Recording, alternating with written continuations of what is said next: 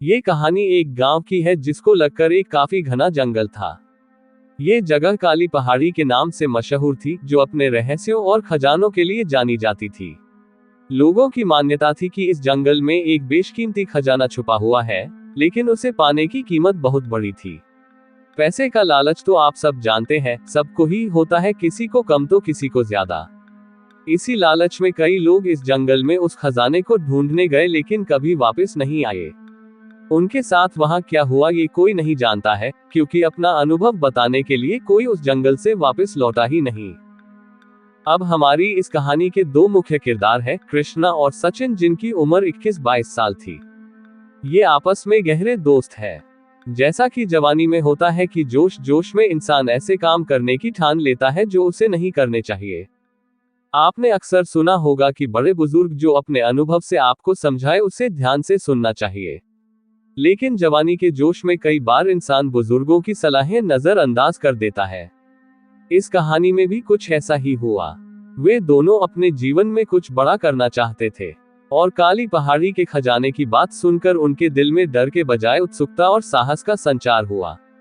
उन्हें लगा कि अगर वो उस खजाने का रहस्य सुलझा लेंगे तो उनके गांव में उनकी बहुत इज्जत बढ़ जाएगी, और वो अपनी आगे की जिंदगी ऐशो आराम से जिएंगे। कृष्णा और सचिन की दोस्ती बहुत गहरी थी। वे दोनों हमेशा नए रोमांच की खोज में रहते थे। जब उन्हें खजाने की उड़ती उड़ती कहानी सुनाई दी तो उन्होंने इसके बारे में विस्तार से जानना चाहा। वो दोनों इसके लिए अपने गांव के एक बुजुर्ग से मिले। गांव के बुजुर्ग ने उन्हें काली पहाड़ी के खजाने के बारे में बताते हुए कहा कि असल कहानी तो उन्हें भी नहीं पता, लेकिन उस खजाने का रक्षक किसी तरह का प्रेत है, जिसके लिए कहा जाता है कि उसने खजाने की तलाश में आए किसी भी इंसान को बख्शा नहीं। उस बुजुर्ग ने आगे कहा, अगर किसी भी इंसान को वहां उस खजाने को हासिल करना हो तो उसे उस प्रेत से आमना सामना करना होगा। लेकिन वहां असल में होता क्या है वो किसी को नहीं पता, क्योंकि वहां से कोई कभी लौटा ही नहीं जो इसका खुलासा कर सके। ये सब सुनने के बाद उन दोनों ने एक दूसरे की तरफ देखा और मुस्कुरा दिए। कृष्णा और सचिन के मन में डर की कोई जगह नहीं थी। वे दोनों इस खजाने को पाने के लिए तैयार थे, और उनका उद्देश्य था कि वे किसी भी हाल में उस रहस्यमयी खजाने को खोज निकाले। उस बुजुर्ग से कहानी सुनकर उन लोगों ने आगे का प्लान बनाया। कुछ जरूरी सामान लेके वो दोनों सुबह सुबह सूरज की पहली किरण के साथ काली पहाड़ी की तरफ निकल पड़े। गांव से बाहर निकलते ही उन्हें काली पहाड़ी की ओर बढ़ने के संकेत मिले। वो एक पगडंडी या कहे एक संकरा सा कच्चा रास्ता था, जो ये दर्शाता था कि शायद कभी लोग इसका इस्तेमाल करते थे। दिन ढलते ढलते वे दोनों उस रास्ते से होते हुए जंगल के गहरे हिस्से में पहुंच गए। जंगल का माहौल और भी डरावना हो गया था। उस डरावने माहौल को वहां बहने वाली हवा और भयानक बना रही थी। तेज हवा की आवाज उस सन्नाटे में एक अजीब सी सिहरन पैदा कर रही थी शरीर में, और हवा की वजह से पेड़ों की टहनियां भी हिल रही थी, जो ऐसा भ्रम पैदा कर रही थी जैसे कोई उनके आसपास चक्कर लगा रहा हो। उनकी आंखों के सामने कई बार अजीब सी परछाइयां दौड़ती हुई दिखीं, लेकिन दोनों ने हिम्मत नहीं हारी। जैसे जैसे वे आगे बढ़े, उनकी घबराहट बढ़ने लगी। कुछ दूर आगे बढ़ने के बाद अचानक से वे दोनों एक बड़े और घने पेड़ के पास पहुंचे, जिसके नीचे एक पुराना मंदिर खड़ा था। उन दोनों ने उस मंदिर के दरवाजे पर खड़े हो एक दूसरे की तरफ देखा। वो दोनों ही डरे हुए थे। सचिन ने हिम्मत दिखाए और कृष्णा से कहा, शायद यही वो रास्ता होगा जो हमें खजाने की तरफ लेके जाएगा, वरना इतने घने जंगल में ये मंदिर, जिसमें कोई मूर्ति भी नहीं है, क्या कर रहा है। हिम्मत कर वो दोनों मंदिर में जाने के लिए आगे बढ़े, क्योंकि अब रात हो चली थी, और वो दोनों ये अच्छे से जानते थे कि अगर वो वापस जाते हैं तो या तो रास्ता भटक सकते हैं या फिर किसी जानवर का शिकार बन सकते हैं। मंदिर के भीतर एक अजीब सा अंधेरा था, और उसकी दीवारों पर अज्ञात लकीरें बनी हुई थी। दीवारों पर काफी धूल और मकड़ी के जाले थे, जिससे ये पता चल रहा था कि काफी लंबे समय से यहाँ कोई नहीं आया है। सचिन ने जहां वो लकीरें सी दिखाई पड़ रही थी उस जगह को एक कपड़े की मदद से साफ किया। सचिन ने कृष्णा से कहा, ये वही जगह हो सकती है। कृष्णा ने एक गहरी सांस ली और जवाब दिया, लगता है हमें यहीं से खजाने की खोज शुरू करनी होगी। उन लकीरों को देखकर पता चल रहा था जैसे वो आगे जाने का इशारा कर रही हो। उन्होंने अपनी टॉर्च चालू कर ली। मंदिर के थोड़ा अंदर जाते ही उन्होंने देखा कि वहां कुछ पुरानी मूर्तियां रखी थी। लेकिन ये मूर्तियां किसी देवी देवता की नहीं थी, ये कुछ और ही थी। उनमें से एक मूर्ति के सामने एक तख्ती थी, जिस पर कुछ पुराने अक्षर खुदे हुए थे। उस पर भी काफी धूल जमा थी। सचिन ने उसे अच्छे से साफ किया और उसे पढ़ने की कोशिश करी। उस पर लिखा था, जो इस रास्ते पर चलेगा उसे अपना विश्वास और साहस पूरी तरह से आजमाना होगा। उसके इतना पढ़ते ही अचानक मंदिर के अंदर से एक डरावनी हंसी सुनाई दी और एक साया उनके सामने आकर खड़ा हो गया। वह साया करीब 8 फुट लंबा था। वो दिखने में काफी डरावना था। उसकी आंखें जैसे जल रही थी और उसका चेहरा जैसे कोई मुर्दा जिसके चेहरे पर कोई भाव नहीं होते। उसे देखते ही उनके हाथ की टॉर्च भी नीचे गिर गई। गिरी हुई टॉर्च की रोशनी में वो प्रेत एक भारी लेकिन हल्की सी गूंजती हुई आवाज में बोला, तुम दोनों यहाँ क्यों आए हो? उन दोनों को अपनी मौत अपने सामने दिख रही थी, लेकिन फिर भी कृष्णा ने साहस दिखाते हुए कहा, हम खजाना ढूंढने आए हैं। क्या तुम हमें उसका रास्ता बताओगे? प्रेत एक भयानक हंसी के साथ बोला, तुम्हें खजाना तो मिलेगा, लेकिन तुम दोनों यहाँ से कभी वापस नहीं जा पाओगे। प्रेत के शब्दों में जैसे एक गहरी चेतावनी थी। फिर भी कृष्णा और सचिन ने अपने लक्ष्य को पूरा करने का निश्चय किया।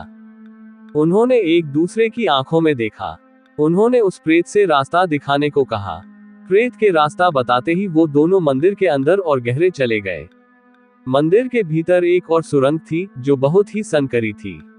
सुरंग के भीतर कई पुरानी मूर्तियां और बड़े बड़े पत्थर पड़े हुए थे, जो यहाँ के पुराने इतिहास को साफ साफ बता रहे थे। उनके रास्ते में कई अजीब घटनाएं घटी, जैसे कहीं से चीखने की आवाजें आना तो कहीं पर अचानक आग की लपटें उठना। लेकिन वो दोनों डरते और एक दूसरे का सहारा लेते हुए आगे बढ़ते रहे। आखिरकार वे दोनों एक विशाल गुफा में पहुंचे। गुफा के अंदर एक बेशकीमती खजाना रखा हुआ था, जो सोने और चांदी के सिक्कों, रत्नों और बहुमूल्य गहनों से भरा हुआ था। लेकिन जैसे ही उन्होंने खजाने को छुआ, गुफा की दीवारें चिल्ला पड़ी और गहरी आवाज आई, तुमने मुझे जगाया है। गुफा के अंदर अचानक मशालें जल उठी और उस गुफा में उजाला हो गया। ऐसा लग रहा था जैसे वो पूरी गुफा किसी के कब्जे में है। वो जिस किसी की भी आत्मा थी, उसकी बस आवाज ही सुनाई पड़ रही थी। उस आवाज ने एक गहरी आवाज में कहा, तुम दोनों ने मेरी नींद तोड़ी है, अब तुम दोनों को इसकी कीमत चुकानी होगी। कृष्णा और सचिन ने डरते हुए उस आवाज का जवाब दिया, हमने सिर्फ खजाने की खोज की है, हम आपको परेशान नहीं करना चाहते। तभी उनके पीछे का वो दरवाजा या कहे गुफा का छेद, जिसको पार कर वो गुफा में आए थे, वो गायब हो गया। अब उस गुफा से निकलने का कोई रास्ता नहीं बचा था। अब उन्हें अपनी जान बचाने के लिए कोई तरीका ढूंढना था। गुफा में सब कुछ अचानक बहुत अजीब हो गया। चारों ओर गहरी खामोशी थी, केवल उस भूतिया आत्मा की डरावनी आवाज गूंज रही थी। कृष्णा और सचिन खजाने के पास खड़े थे और आत्मा की घेराबंदी उनके आसपास मजबूत हो रही थी। वे दोनों पूरी तरह से घबराए हुए थे, लेकिन फिर भी किसी न किसी तरीके से अपनी जान बचाने के बारे में सोच रहे थे। आत्मा की आवाज में गहरा गुस्सा और घृणा थी। वह बोली, तुम दोनों ने मेरा खजाना छुआ है, अब तुम दोनों को कोई नहीं बचा सकता। आज यहाँ तुम्हारी मौत तय है। कृष्णा और सचिन के मन में सवाल थे कि आखिर यह आत्मा कौन है, खजाने से जुड़ी उसकी कहानी क्या है। उन्होंने सोचा आज मौत तो तय है, लेकिन हो सकता है अगर इस आत्मा की कहानी पता चल जाए तो शायद कोई बचने का रास्ता मिल जाए। डरते डरते सचिन ने आत्मा से पूछा, तुम कौन हो और क्यों इस खजाने की रक्षा कर रहे हो? आत्मा ने गहरी सांस ली, जैसे वह वर्षों से दबे हुए अपने दर्द को व्यक्त करना चाह रही हो। फिर वह बोली, मैं एक समय इस राज्य का सबसे शक्तिशाली राजा था। मेरा नाम था राजा वीर सिंह। मैंने अपनी पूरी जिंदगी सोने, चांदी और खजाने की खोज में बिता दी। लेकिन एक दिन मेरे लालच ने मुझे तबाह कर दिया। मैंने एक रहस्यमयी खजाना पाया, जिसे एक पुराने मंदिर में रखा गया था। इस खजाने को मुझे कभी नहीं छूना चाहिए था। यह मेरा लालच ही था जो आज मैं इस खजाने से बंध गया हूँ। कृष्णा और सचिन ने उसकी बात ध्यान से सुनी और उस आत्मा से पूछा, तो इसका मतलब तुमने खजाने के लिए अपनी आत्मा बेच दी थी? आत्मा ने दुखी होकर उत्तर दिया, हाँ, मेरे लालच और घमंड ने मुझे अंधा कर दिया। मैंने खुद को शापित किया और अब मेरी आत्मा इसी खजाने की रक्षा करती है। कृष्णा ने उस आत्मा से आगे पूछा कि हम तुम्हारे दुख को समझते हैं, लेकिन हमें कृपया कर यहाँ से जाने का रास्ता बताओ। हम वादा करते हैं कि आपका खजाना हम नहीं लेंगे।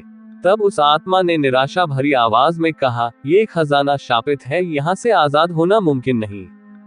तुम जब यहाँ आए तो तुम्हें एक प्रेत मिला होगा। दोनों ने हाँ में सर हिलाया। उसने आगे कहा, वो इस खजाने का दरबान है। इस खजाने का एक नियम है कि इस गुफा की सुरक्षा किसी न किसी को करनी होगी, जैसे अब तक मैंने करी। सचिन एकदम से बोला, अब तक से तुम्हारा क्या मतलब है? राजा की आत्मा बोली, यहाँ इंसान आता तो अपनी मर्जी से है, लेकिन जैसा कि मैंने कहा कि किसी न किसी को इस खजाने की रक्षा करनी होती है। अब तुम दोनों प्रेत की चेतावनी के बाद भी यहाँ आए और इस खजाने को छुआ। तुम्हारे यहाँ आने से मैं तो अब आजाद हो गया हूँ, लेकिन अब तुम दोनों में से किसी एक को मेरी जगह लेनी होगी। तुम में से कोई एक ही यहाँ से जा सकता है और दूसरे को अपनी इच्छा से यहाँ मेरी जगह लेनी होगी। राजा ने आगे कहा, तो जल्दी तय करो कि कौन रुकेगा। अब वो दोनों रोने लगे, गिड़गिड़ाने लगे कि उन दोनों को जाने दे, उन्हें कोई खजाना नहीं चाहिए। राजा ने कहा, मैं इसमें कुछ नहीं कर सकता, यही नियम है इस खजाने का। तुम्हारे पास सूर्योदय तक का समय है। अगर सूरज निकलने तक तुमने तय नहीं किया तो वो दरबान यहाँ आएगा और तुम दोनों को मार डालेगा।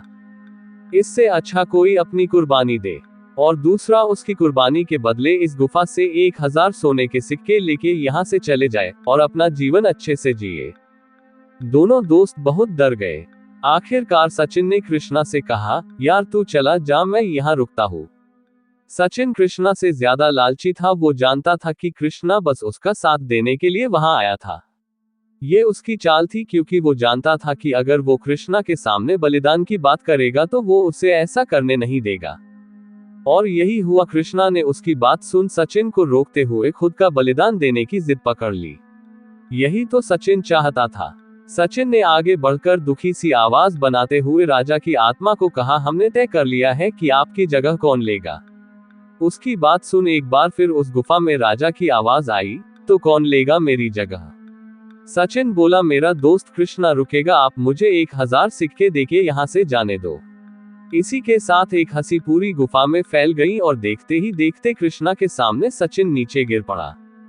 कृष्णा जब सचिन को देखने के लिए झुकने को हुआ, उसी समय राजा की आत्मा कृष्णा के सामने प्रकट हो गई और अब गुफा से सचिन की आवाज आने लगी, जैसे पहले राजा की आ रही थी। सचिन चिल्ला रहा था, मुझे जाने दो, मुझे जाने दो, लेकिन अब वो कैद था। तब राजा ने कृष्णा को बताया कि तुम्हारा दोस्त असल में लालची था। जहां तुम उसका भला सोच रहे थे, वही वो तुम्हें फंसाकर यहाँ से सोना लेके जाना चाहता था। मैंने तुम दोनों से एक बात छुपाई थी। कृष्णा और सचिन दोनों ने एक साथ पूछा, कौन सी बात? जिस पर राजा बोला कि यहाँ से कोई एक पत्थर भी अपने साथ बाहर नहीं लेके जा सकता। अगर ऐसा किसी ने किया तो उसे दरबान मार डालेगा। और इस खजाने का रक्षक वही बनता है जिसके मन में पाप और लालच होता है। ये गुफा शापित है, यहाँ कोई भी इंसान झूठ बोलकर बच नहीं सकता। यही कारण है कि गुफा ने सचिन को रक्षक चुना और कृष्णा तुम्हारी जान बख्श दी। अब तुम वापस अपने गांव जाओ और यहाँ न आने की चेतावनी सबको दो। इससे ज्यादा तुम कुछ नहीं कर सकते। और सचिन, अब तुम यहाँ कैद रहोगे जब तक कोई और लालची इंसान यहाँ तुम्हारी जगह लेने नहीं आता। इसी के साथ राजा की आत्मा गायब हो गई। कृष्णा अपने दोस्त सचिन को अलविदा कह उसी रास्ते से वापस अपने गांव चला गया। सचिन आज भी उसी गुफा में किसी अपने जैसे लालची इंसान का इंतजार कर रहा है जो उसकी जगह लेगा।